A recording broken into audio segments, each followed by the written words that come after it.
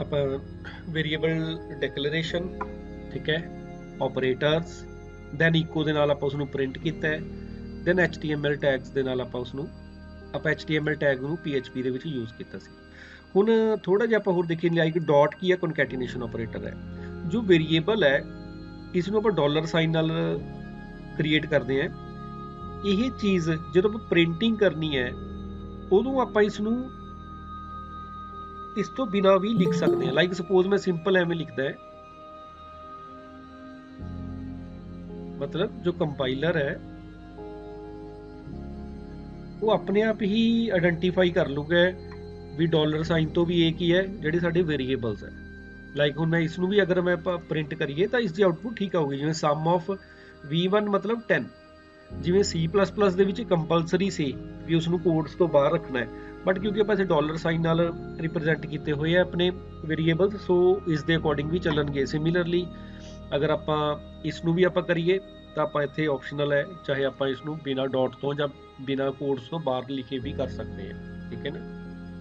ਇਹ ਇੱਕ ਅਲੱਗ ਵੇ ਹੈ ਜੇ ਆਪਾਂ ਕਹੀਏ C ਨਾਲੋਂ, C++ ਨਾਲੋਂ, ਠੀਕ ਹੈ ਨਾ, ਅਗਰ ਆਪਾਂ ਪ੍ਰਿੰਟਿੰਗ ਕਰਨੀ ਹੈ।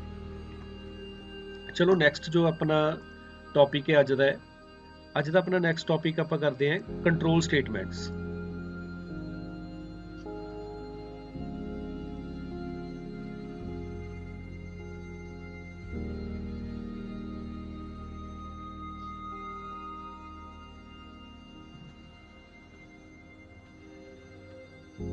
ਜੋ ਕੰਟਰੋਲ ਸਟੇਟਮੈਂਟਸ ਹੈ, ਕੰਟਰੋਲ ਸਟੇਟਮੈਂਟਸ ਆਪਾਂ ਯੂਜ਼ ਕਿਸ ਲਈ ਕਰਦੇ ਹਾਂ? ਪਹਿਲਾਂ ਤਾਂ ਕੰਟਰੋਲ ਸਟੇਟਮੈਂਟਸ ਆਪਾਂ ਯੂਜ਼ ਕਰਦੇ ਹਾਂ ਜਦੋਂ ਆਪਾਂ ਪ੍ਰੋਗਰਾਮਿੰਗ ਦੀ ਜੋ ਬਾਈ ਡਿਫਾਲਟ ਜੇ ਆਪਾਂ ਕਹੀਏ ਪ੍ਰੋਗਰਾਮਿੰਗ ਕਿਵੇਂ ਚੱਲਦੀ ਹੈ ਆਪਣੀ, ਸਿਕੁਐਂਸ਼ੀਅਲ ਆਰਡਰ 'ਚ ਚੱਲਦੀ ਹੈ, ਠੀਕ ਹੈ ਨਾ।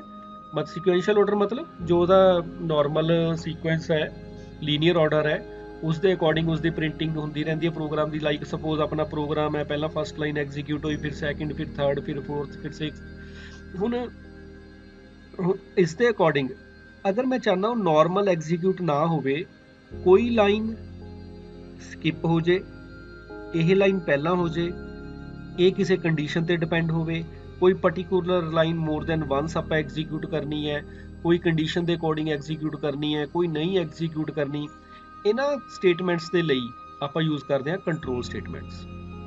ਹੁਣ ਕੰਟਰੋਲ ਸਟੇਟਮੈਂਟਸ ਸੇਮ C++ ਜਾਵਾ ਦੀ ਤਰ੍ਹਾਂ ਹੈ। ਇਸ ਦੇ ਵਿੱਚ ਵੀ 3 ਤਰ੍ਹਾਂ ਦੀਆਂ ਕੰਟਰੋਲ ਸਟੇਟਮੈਂਟਸ ਹੈ ਆਪਣੇ ਕੋਲ: ਕੰਡੀਸ਼ਨ ਕੰਟਰੋਲ, ਲੂਪਿੰਗ ਤੇ branching. Condition control statements, looping statements ਤੇ ਬ੍ਰਾਂਚਿੰਗ। ਚਲੋ ਆਪਾਂ 1 ਬਾਏ 1 ਕਰਦੇ ਹਾਂ। ਲਾਈਕ ਜੋ ਆਪਣੀ ਫਸਟ ਹੈ, ਜਿਵੇਂ ਆਪਾਂ ਗੱਲ ਕਰ ਰਹੇ ਹਾਂ ਜੋ ਕੰਡੀਸ਼ਨਲ ਸਟੇਟਮੈਂਟਸ ਹੈ, ਕੰਡੀਸ਼ਨਲ ਸਟੇਟਮੈਂਟਸ ਦੇ ਵਿੱਚ ਜੋ ਆਪਾਂ ਕਹੀਏ ਜਾਂ ਡਿਸੀਜਨ ਮੇਕਿੰਗ ਸਟੇਟਮੈਂਟਸ ਹੈ, ਕੰਟਰੋਲ ਸਟੇਟਮੈਂਟਸ ਦੇ ਵਿੱਚ ਤਿੰਨੇ ਆਉਣਗੀਆਂ। ਐਗਜ਼ਾਮ 'ਚ ਅਗਰ ਕੰਟਰੋਲ ਸਟੇਟਮੈਂਟਸ ਆਉਂਦਾ, ਆਪਾਂ ਕੰਡੀਸ਼ਨ ਕੰਟਰੋਲ ਵੀ ਲਿਖਣੀ ਹੈ, ਲੂਪਿੰਗ ਕੰਟਰੋਲ ਵੀ ਲਿਖਣੀ ਹੈ ਤੇ ਬ੍ਰਾਂਚਿੰਗ ਸਟੇਟਮੈਂਟਸ ਵੀ ਲਿਖਣੀ ਹੈ ਜਦੋਂ ਕੰਟਰੋਲ ਸਟੇਟਮੈਂਟਸ ਦਾ ਪਾਰਟ ਆਉਂਦਾ ਹੈ। ਅਗਰ ਐਗਜ਼ਾਮ 'ਚ ਆਉਂਦਾ ਕੇਵਲ ਕੰਡੀਸ਼ਨਲ ਸਟੇਟਮੈਂਟਸ ਜਾਂ ਡਿਸੀਜਨ ਮੇਕਿੰਗ ਸਟੇਟਮੈਂਟਸ, ਫਿਰ ਆਪਣੇ ਕੋਲ ਇਹ 3 ਤਰ੍ਹਾਂ ਦੀਆਂ ਮੇਨ ਹੈ: ਇਫ ਐਲਸ, ਇਫ ਤੇ ਸਵਿਚ ਸਟੇਟਮੈਂਟ, ਠੀਕ ਹੈ ਨਾ। ਕਿਹੜੀਆਂ 3 ਹੈ?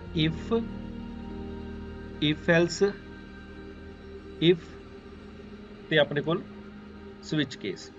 ਜਾਂ ਸਿੰਪਲੀ ਆਪਾਂ ਇਸ ਨੂੰ ਇਸ ਤਰੀਕੇ ਵੀ ਡਿਫਾਈਨ ਕਰਦੇ ਹਾਂ: if else, if then nested if ਵੀ ਲਿਖ ਸਕਦੇ ਹਾਂ, ਠੀਕ ਹੈ। ਸਵਿਚ ਕੇਸ ਵੀ ਮਤਲਬ 5 ਟਾਈਪਸ ਵੀ ਹੋ ਸਕਦੀ ਹੈ, ਜਾਂ ਸਿੰਪਲੀ ਆਪਾਂ ਇਸ ਨੂੰ ਕਹਿ ਦਿੰਦੇ ਇਫ ਐਲਸ ਇਫ ਤੇ ਸਵਿਚ, ਜਿਹੜੇ ਬੇਸਿਕ ਉਹਨਾਂ ਦੇ ਹੁੰਦੀਆਂ ਹੈ ਟਾਈਪਸ, ਠੀਕ ਹੈ। ਹੁਣ ਫਸਟ ਜਿਹੜੀ ਇਫ ਹੈ, ਇਫ ਦਾ ਮਤਲਬ ਕੀ ਹੈ? ਇਫ ਸਟੇਟਮੈਂਟ ਦਾ ਮਤਲਬ ਅਗਰ ਕੋਈ ਸਟੇਟਮੈਂਟ ਕਿਸੇ ਕੰਡੀਸ਼ਨ ਤੇ ਡਿਪੈਂਡ ਹੈ ਵੀ ਅਗਰ ਇਹ ਕੰਡੀਸ਼ਨ ਟਰੂ ਹੈ ਫਿਰ ਹੀ ਆਪਾਂ ਐਗਜ਼ੀਕਿਊਟ ਕਰਨੀ ਹੈ, ਉਹ ਆਪਾਂ ਕਿਸ ਦੇ ਵਿੱਚ ਲਿਖਦੇ? ਇਫ ਦੇ ਵਿੱਚ। ਸਿਮਿਲਰਲੀ ਆਪਣੇ ਕੋਲ ਲਾਈਕ ਇਫ ਐਲਸ, ਆਪਾਂ ਇੱਕ ਸਿੰਪਲ ਯਾਦ ਰੱਖਣ ਦੇ, ਅਗਰ ਇੱਕੋ ਹੀ ਕੰਡੀਸ਼ਨ ਹੈ ਫਿਰ ਇਫ, ਅਗਰ ਕੰਡੀਸ਼ਨ ਦੇ ਨਾਲ ਉਹਦੀ ਰਿਪਲੇਸਮੈਂਟ ਵੀ ਹੈ ਫਿਰ ਇਫ ਐਲਸ, ਅਗਰ 2 ਤੋਂ ਜ਼ਿਆਦਾ ਸਾਡੇ ਕੋਲ ਕੰਡੀਸ਼ਨਸ ਬਣ ਰਹੀਆਂ ਫਿਰ ਆਪਾਂ ਯੂਜ਼ ਕਰਦੇ ਹਾਂ ਇਫ ਐਲਸ ਇਫ, ਠੀਕ ਹੈ। ਯਾਦ ਰੱਖਣ ਦੇ ਲਈ ਅਗਰ 1 ਹੈ ਫਿਰ ਇਫ, ਅਗਰ 2 ਹੈ ਤਾਂ ਇਫ ਐਲਸ, ਅਗਰ 2 ਤੋਂ ਜ਼ਿਆਦਾ ਹੈ ਫਿਰ ਇਫ ਐਲਸ ਇਫ। ਹੁਣ ਆਪਾਂ 1 by 1 ਇਹਨਾਂ ਦੀ ਐਗਜ਼ਾਮਪਲਸ ਬਣਾਉਂਦੇ ਆ ਪਹਿਲਾਂ, ਠੀਕ ਹੈ ਨਾ। ਥਿਓਰੈਟੀਕਲੀ ਤੁਸੀਂ C++ ਦੇ ਨਾਲ ਇਸ ਦੇ ਨਾਲ ਫੈਮਿਲੀਅਰ ਹੀ ਹੋ। ਜੋ ਫਸਟ ਆਪਾਂ ਦੇਖਦੇ ਇਫ ਐਲਸ, ਜੋ ਸਿੰਟੈਕਸ ਹੈ ਇਫ ਦੇ ਨਾਲ condition, curly brace, block of statements, curly brace ਬੰਦ, ਫਿਰ else, curly brace start, block of statements, then curly brace ਬੰਦ। ਇਫ ਤੋਂ ਬਾਅਦ ਕੀ ਆਉਂਦੀ condition, then block of statements. Block of statement ਦਾ ਮਤਲਬ ਹੋ ਸਕਦਾ ਹੈ ਇੱਕ ਤੋਂ ਜ਼ਿਆਦਾ ਸਟੇਟਮੈਂਟਸ ਹੋ ਸਕਦੀਆਂ। ਐਲਸ, ਫਿਰ ਕਰਲੀ ਬ੍ਰੇਸ, ਫਿਰ ਬਲੌਕ ਆਫ ਸਟੇਟਮੈਂਟਸ। ਅਗਰ ਆਪਣੇ ਕੋਲ ਕੱਲੀ ਇੱਕ ਸਟੇਟਮੈਂਟ ਹੈ ਫਿਰ ਚਾਹੇ ਆਪਾਂ ਕਰਲੀ ਬ੍ਰੇਸਿਸ ਨਾ ਵੀ ਲਗਾਈਏ। ਅਗਰ ਕੱਲੀ ਇੱਕ ਸਟੇਟਮੈਂਟ ਹੈ ਫਿਰ ਕਰਲੀ ਬ੍ਰੇਸ ਲਗਾਣੀ ਆਪਸ਼ਨਲ ਹੈ, ਜ਼ਰੂਰੀ ਨਹੀਂ ਹੈ ਵੀ ਆਪਾਂ ਉਹ ਲਗਾਈਏ। ਉਸ ਤੋਂ ਬਿਨਾਂ ਵੀ ਫਿਰ ਸਾਡਾ ਪ੍ਰੋਗਰਾਮ ਐਗਜ਼ੀਕਿਊਟ ਹੋਊਗਾ। ਲਾਈਕ ਸਭ ਤੋਂ ਪਹਿਲਾਂ ਆਪਾਂ ਇਹੀ ਬਣਾ ਕੇ ਦੇਖਦੇ ਹਾਂ। ਜੋ ਸਿੰਪਲ ਆਪਾਂ ਦੇਖੀਏ ਇਫ ਐਲਸ ਵਾਲਾ ਪ੍ਰੋਗਰਾਮ, ਲਾਈਕ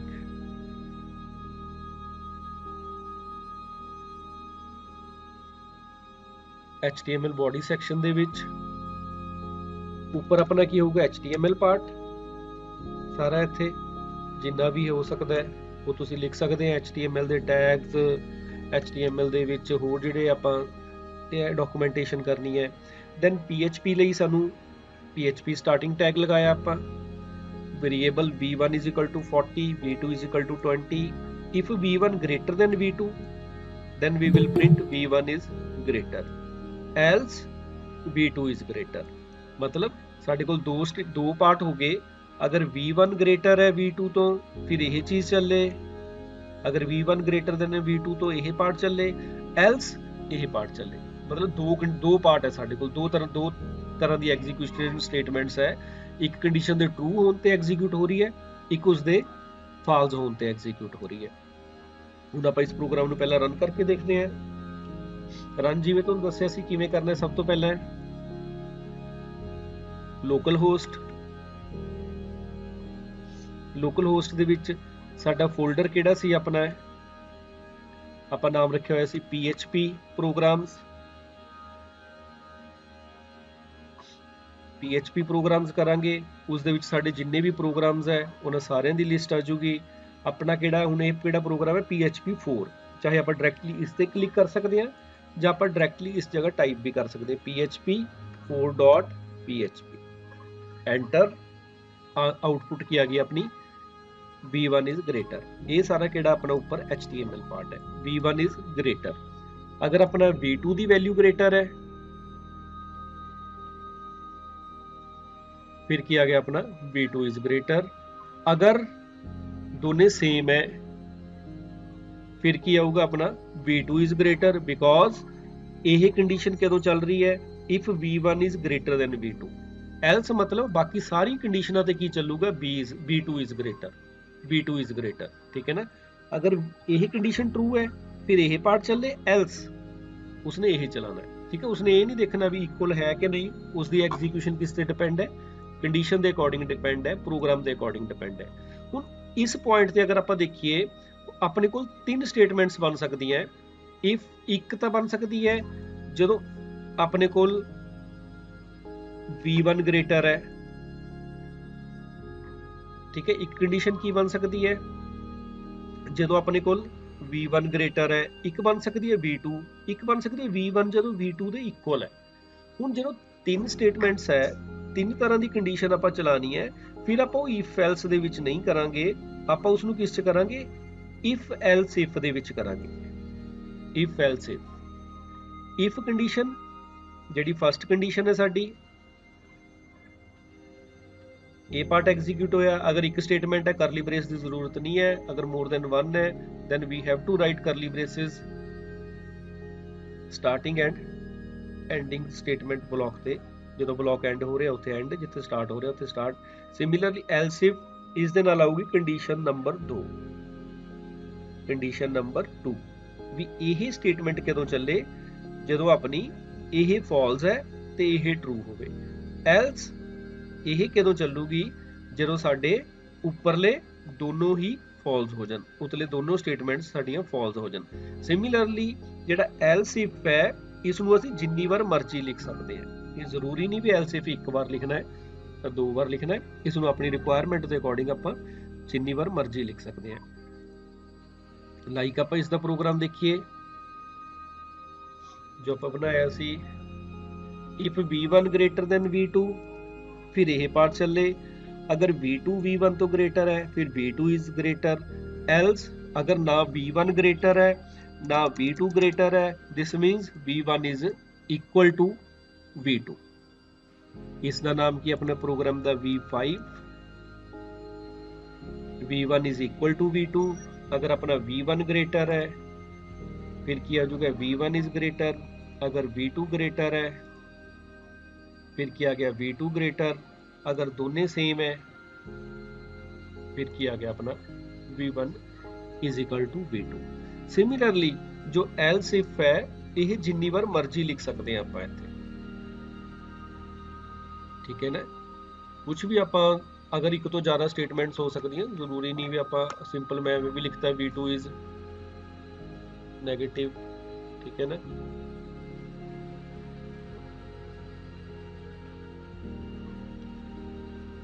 ਹੁਣ ਇਸ ਕੰਡੀਸ਼ਨ ਤੇ, ਪਰ ਹੁਣ ਇਹ ਕੰਡੀਸ਼ਨ ਕਦੋਂ ਚੱਲੂਗੀ, ਇੱਕ ਗੱਲ ਹੋਰ, ਜਦੋਂ ਉੱਪਰਲੀਆਂ ਦੋਨੇ ਕੰਡੀਸ਼ਨ ਫਾਲਸ ਹੋਣਗੀਆਂ।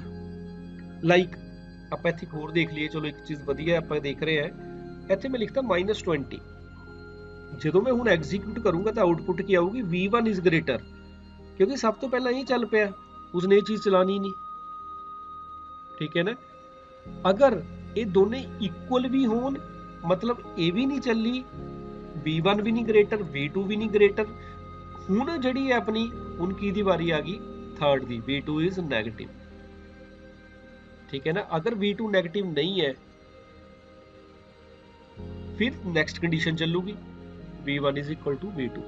इफ एल्स इफ ਦੇ ਵਿੱਚ ਕੀ ਹੈ, ਇੱਕ ਬਲੌਕ ਹੀ ਐਗਜ਼ੀਕਿਊਟ ਹੋਊਗਾ, ਇੱਕ ਤੋਂ ਜ਼ਿਆਦਾ ਬਲੌਕ ਐਗਜ਼ੀਕਿਊਟ ਨਹੀਂ ਹੋਣਗੇ। ਅਗਰ ਆਪਾਂ ਇੱਕ ਤੋਂ ਜ਼ਿਆਦਾ ਬਲੌਕ ਐਗਜ਼ੀਕਿਊਟ ਕਰਨੇ ਹੈ ਫਿਰ ਸਾਨੂੰ इफ एल्स इफ की जगह कली इफ ही लगानी पैनी है, इस तरह ना।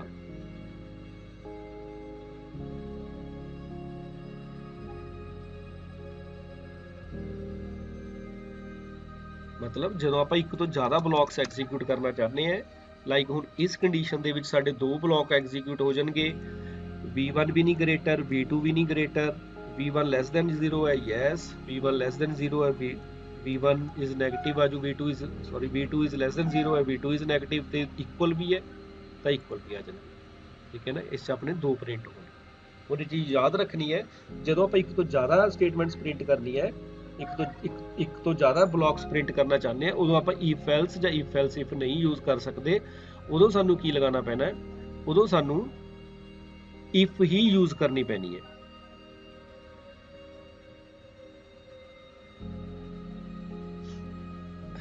नेक्स्ट देखो, सिमिलरली नेस्टेड इफ है, एक इफ के अंदर दूसरी इफ, जो तुसी फैमिलीयर हो अपने C++ ਦੇ ਨਾਲ। स्विच केस ਦਾ ਸਿੰਟੈਕਸ ਵੀ ਸੇਮ ਵੈਸਾ ਹੀ ਹੈ ਜਿਵੇਂ ਆਪਾਂ C++ ਚ ਯੂਜ਼ ਕਰਦੇ ਸੀ। ਸਵਿਚ ਦੇ ਵਿੱਚ ਸਾਡਾ ਵੇਰੀਏਬਲ ਹੋਊਗਾ ਜਾਂ ਐਕਸਪ੍ਰੈਸ਼ਨ ਹੋਊਗਾ, ਇਸ ਐਕਸਪ੍ਰੈਸ਼ਨ ਦੀ ਜਾਂ ਵੇਰੀਏਬਲ ਦੀ ਵੈਲਿਊ ਜੋ ਹੈ ਉਸ ਦੇ ਅਕੋਰਡਿੰਗ ਆਪਣਾ ਪਾਰਟਿਕੂਲਰ ਕੇਸ ਐਗਜ਼ੀਕਿਊਟ ਹੋਊਗਾ। ਲਾਈਕ ਅਗਰ ਆਪਾਂ ਐਗਜ਼ਾਮਪਲ ਦੇਖੀਏ, ਆਪਾਂ ਇੱਕ स्टेटमेंट लिख ली, favourite colour is equal to red. इस टाइम हुई वेरिएबल किस टाइप का, हुण अपना स्ट्रिंग टाइप का है। अगर केस रेड है, केस रेड का मतलब इसनूं अगर आप इफ दे विच कंपैरिजन करिए तो इफ का मतलब हो गया if favourite colour is equal to red, तो प्रिंट की हो जाएगा your favourite colour is red. Break case blue, your favourite colour is blue. Similarly case green, your favourite colour is green. Break default, default मतलब else, अगर ये सारे if else if हो गए। अगर इफ या इफ एल्स इफ च कोई भी एग्जीक्यूट नहीं हो रहा तो डिफॉल्ट लिख सकते हैं। डिफॉल्ट की अपनी ऑप्शनल है, इस दे विच की होगा अगर अपना इन्हां च कोई भी कलर नहीं है, आप ना रेड एंटर किया ना ग्रीन ना ब्लू, तो अपना की प्रिंट हो जाएगा your favourite colour is neither red green और ब्लू। ठीक है, your favourite colour is red.